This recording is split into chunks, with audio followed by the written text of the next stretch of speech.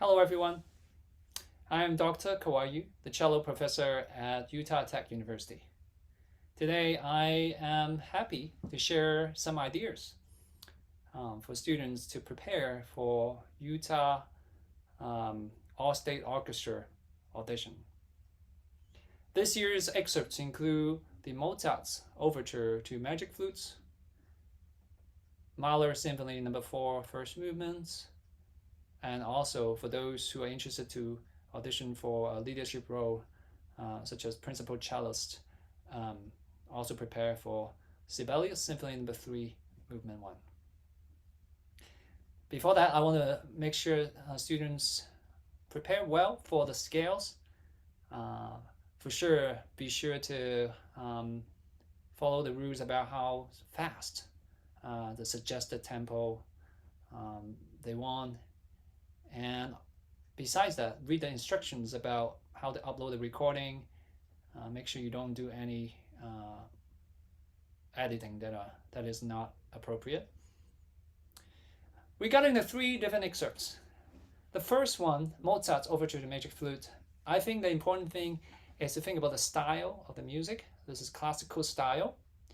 So articulations is very important. So and I for sure rhythmic and intonation, as well as tempo, consistency and accuracy. Those are very key for success for this one. To add to that as well is the opera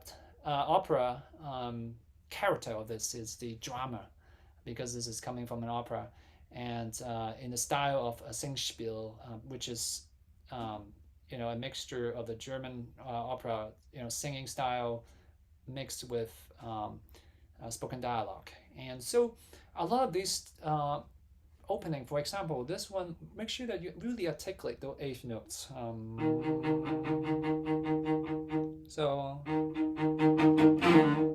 And also notice that I emphasize that forte. Well, here, it helps if you particularly lighten up the piano notes and then bring that up, the forte. Those need to be a little bit off the string. And then when you have the whole note, those ones have to be completely different, but still make sure that you count so that you're not dragging on keeping the tempo. And then subito.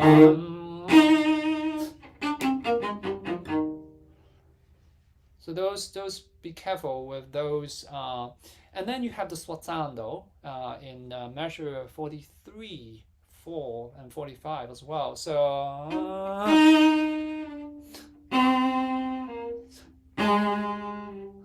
those vibrato and a little attack in the beginning of the bow will bring you. Same thing for the sforzando here in 50.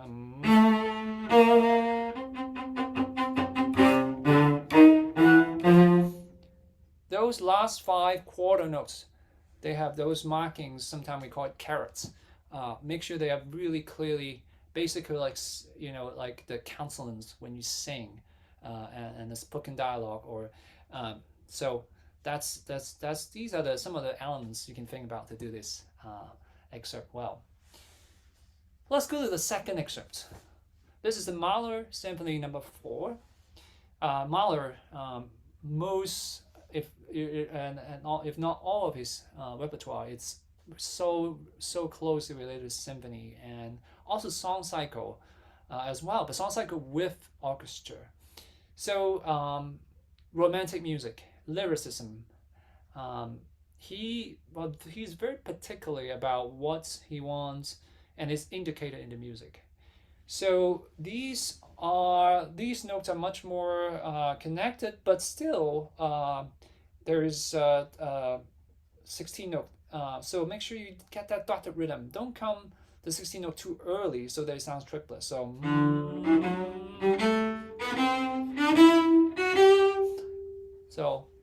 ba ba ba ba ba, and then when you go to the second bar, then start the crescendo and then go to the top. Then at rehearsal 1, that's the main theme here. By the way, Mahler, when he wrote this piece, his first four symphonies, a lot of them particularly are influenced by folk music and countryside music. And so this is very beautiful yawning melody. However, make sure you know that it's beautiful, but it's pianissimo. So it has to be soft, but it has to be charming. So one thing I think about it is to have pianissimo right hand, but still expressive, maybe even forte. Left hand here with the vibrato.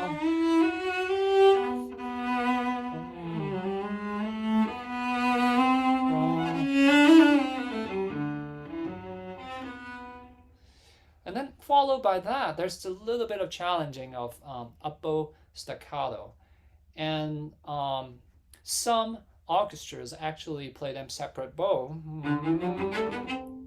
So if you cannot do the up-bow staccato well, I think you can. One option is to do it separate. But to practice that, you can practice first of all to feel the legato there.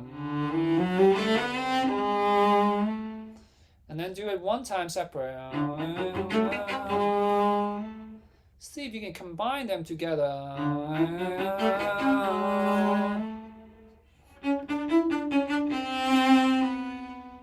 By the way, the accent after that, it's not really like a very strong, aggressive accent. I think a little bit of kind of a vibrato would be enough. And then the staccato is difficult to sound well, but soft. It's very difficult to be soft. So make sure that when you practice slowly, you can make sure that each note is clear.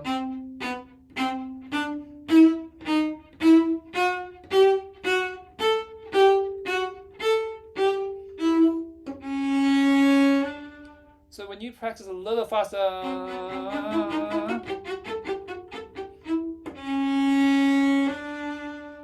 they are clear, even though they are soft, that they are staccato, they are articulated.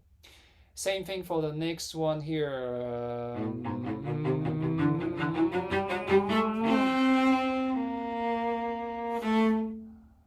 So this one is the tricky thing is that you have a big crescendo from piano to forte, but forte piano.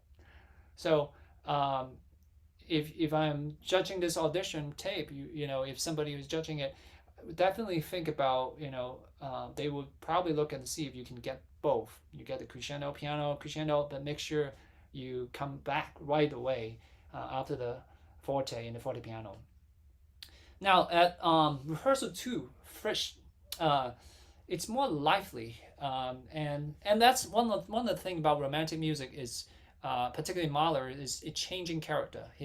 Mahler's music, he had a lot of you know, more psychological, quickly, you know, suddenly emotions just come up. You know, sometimes it's very introvert, you know, from inside, like the beginning, the melody. But here, later in the last, you know, definitely when you get to this part,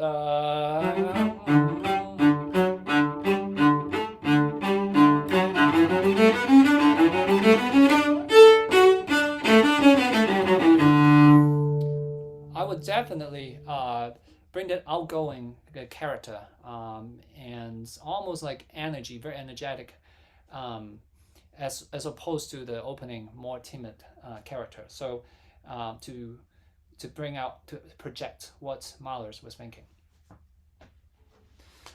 The last excerpt here, this is only for those who are interested to be considered as for a section leader.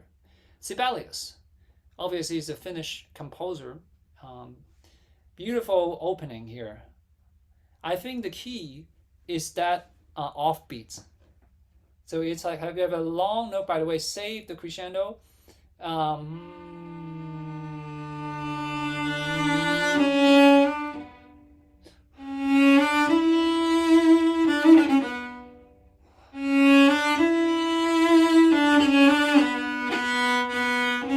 then stop again.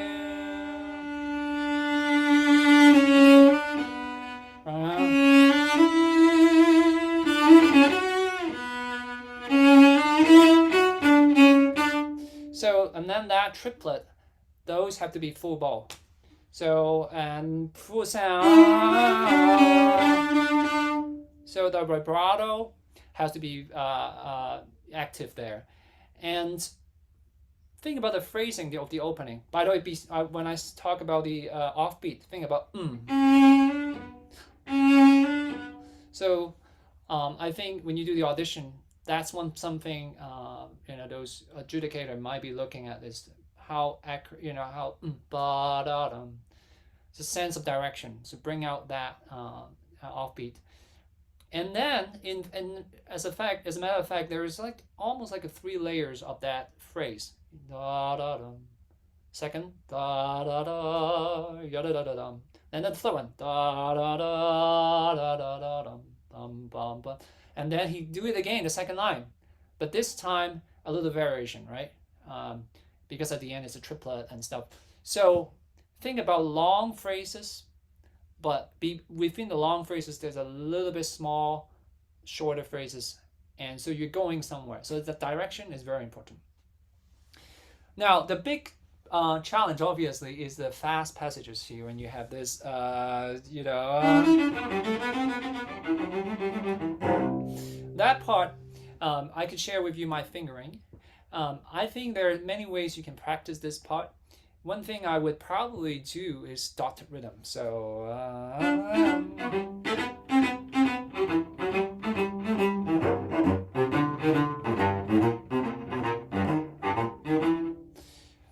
and then do the other way, short long.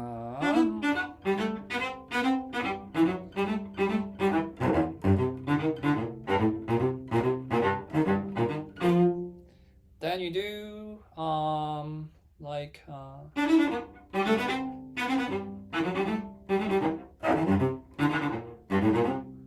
and then you do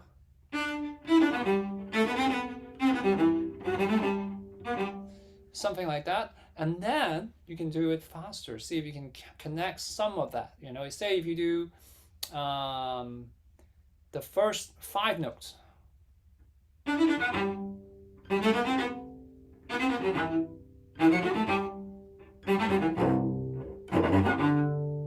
And then you connect 2 of them.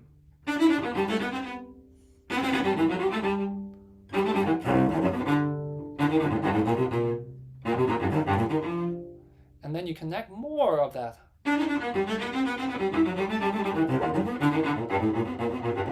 Etc. So I think if you do little by little, eventually you will be able to get it. But make sure you know about this particularly fast passages. It's a little different from the Mozart. That is, it's da da da da da da da da da da da. So you make sure you the bow distribution is very important, and it's not too. My personally, I would say it's still on the string.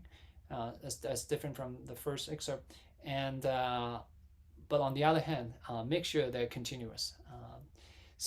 And also at the end, there's towards number 4, there's a crescendo, right? So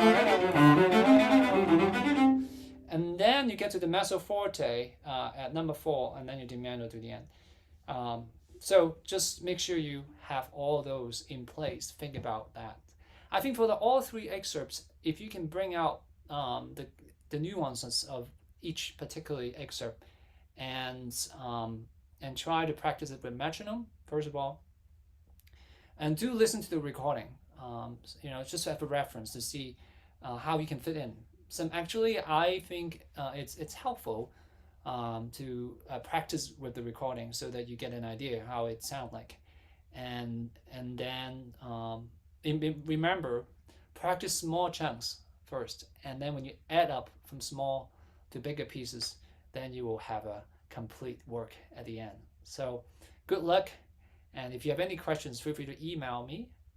My email is ka-wai.yu@utahtech.edu. Thank you and good luck.